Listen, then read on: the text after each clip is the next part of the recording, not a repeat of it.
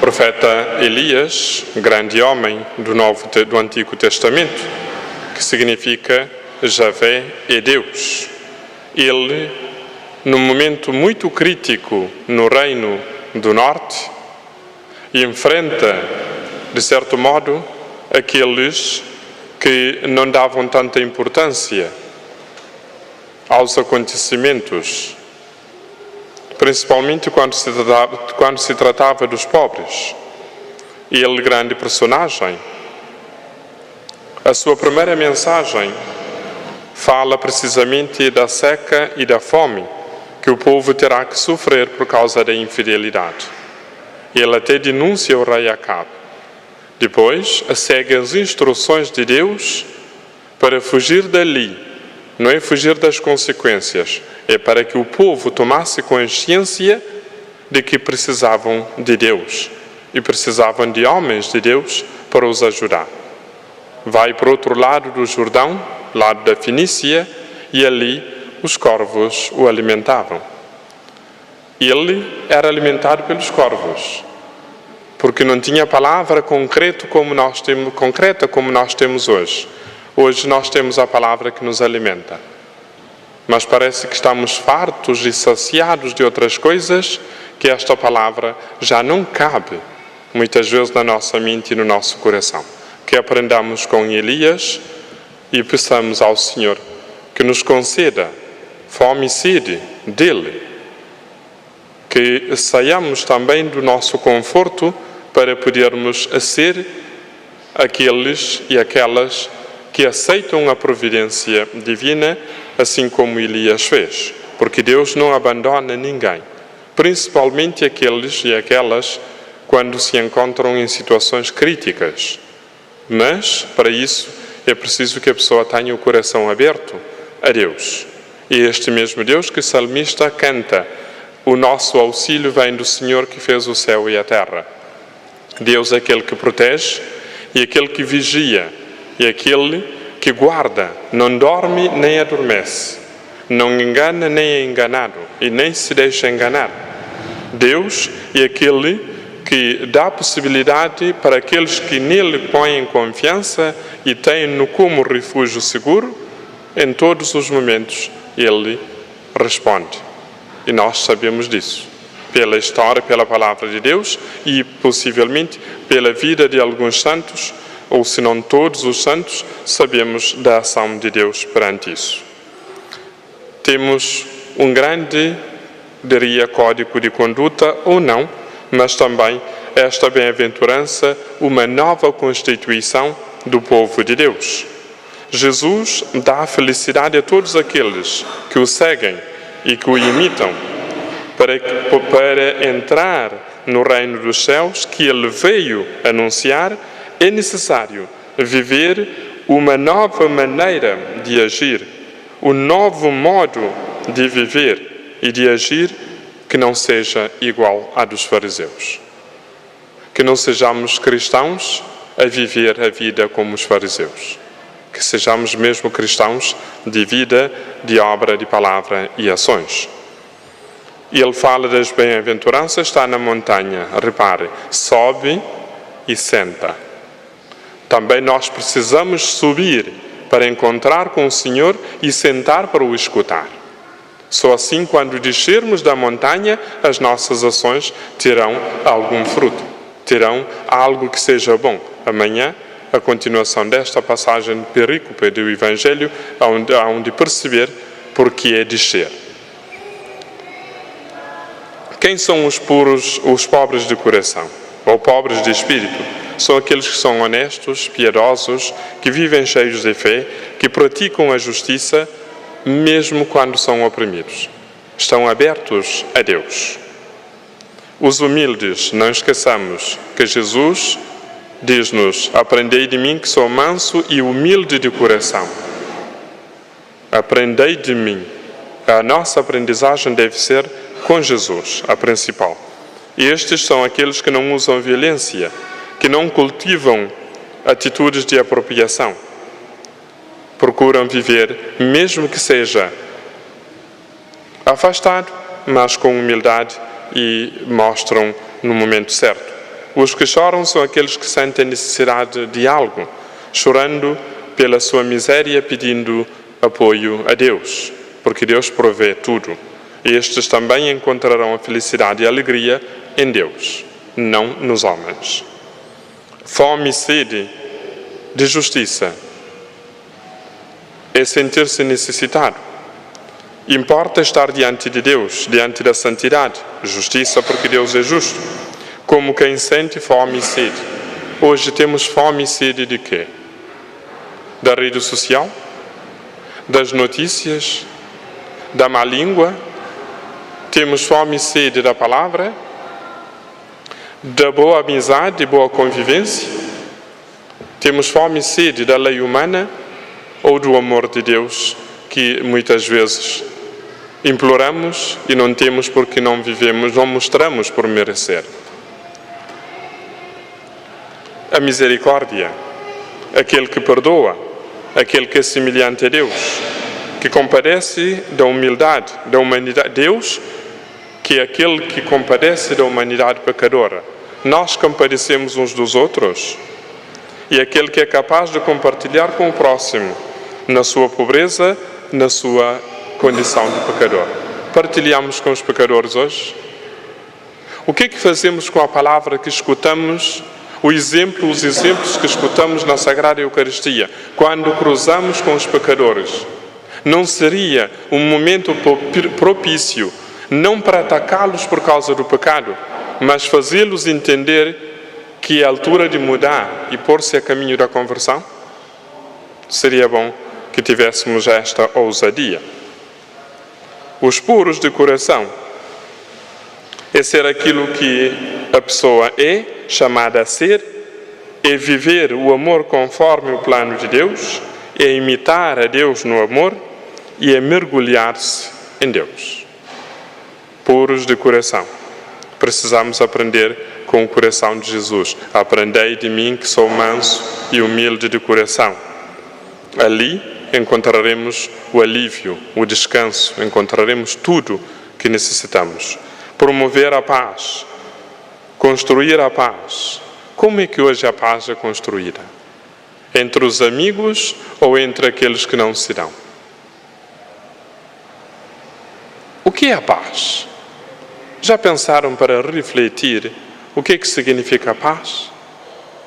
Temos o príncipe da paz, o rei da paz, que nos ensina, e mesmo assim, o primeiro lugar onde muitas vezes não existe uma paz é na família.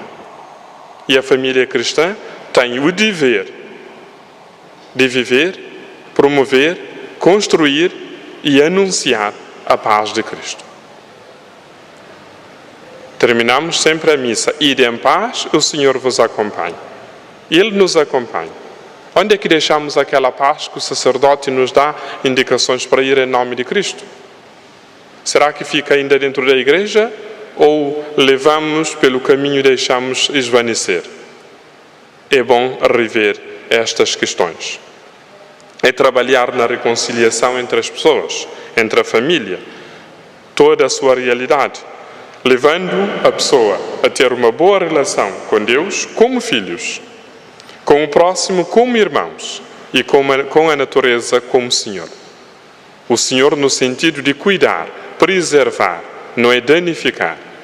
Mas muitas vezes danificamos a vida humana e protegemos as plantas, os animais e outras coisas porque nos fazem sentir em paz. Não é uma paz verdadeira. Se não estamos em paz conosco, com os outros e com Deus, não será com a natureza em si. Porque também ela é criatura de Deus e necessita de um bom cuidado. Os que sofrem a perseguição por amor da justiça, quantos são perseguidos hoje? Estas perseguições fazem-nos refletir? Fazem-nos pensar e depois passa? Ou só rezamos por aqueles e não fazemos mais nada? E se for a nossa vez, como é que reagimos? Qual será a nossa reação perante a perseguição por causa de Jesus Cristo? Pensem nisso, porque ninguém, creio eu, está isento desta perseguição. Mas com esta perseguição pode-se alcançar uma meta que é aquela que Deus traça para todos. Porque esta perseguição aconteceu com o Mestre. E quem souber suportar por amor de Cristo será bem-aventurado e já possui o tesouro da paz e da filiação divina neste mundo e a garantia da vida eterna, onde tem a grande recompensa estará lá nos céus. As bem-aventuranças, podemos pensar que descrevem os discípulos, mas não. As bem-aventuranças estão a falar propriamente de Jesus Cristo. Ele identifica com todos e a síntese da identidade de Jesus. Uma igreja ou é das bem-aventuranças ou não é fiel a Cristo. Estas bem-aventuranças não estão ali para embelezar a palavra de Deus, não. É para procurarmos vivê-las. Por isso Jesus subiu, sentou para ensinar. Três situações: subir, sentar e ensinar. Um discípulo ou é das bem-aventuranças ou não é fiel a Cristo. Já pediste o Espírito Santo que te ajude a entender as bem-aventuranças e a vivê-las? Quais são os critérios que eu tenho ou que temos para a felicidade? Hoje, tem alguma riqueza? Tem a riqueza que explora e o poder que oprime. Nós defendemos com fé os oprimidos, os pobres, porque a riqueza hoje simplesmente explora e muitas vezes escraviza. E o poder oprime e descarta. Santo Antônio, aliás, ainda estamos em Frei Antônio de Lisboa, luta precisamente contra esta visão do mundo, desmascarando aqueles que só pensavam neles.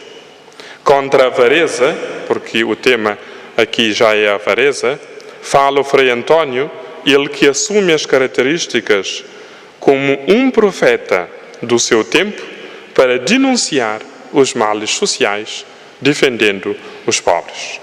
Frei Antônio e Frei Lucas vinham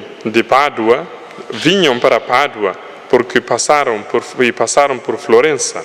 Ali viram um cortejo fúnebre.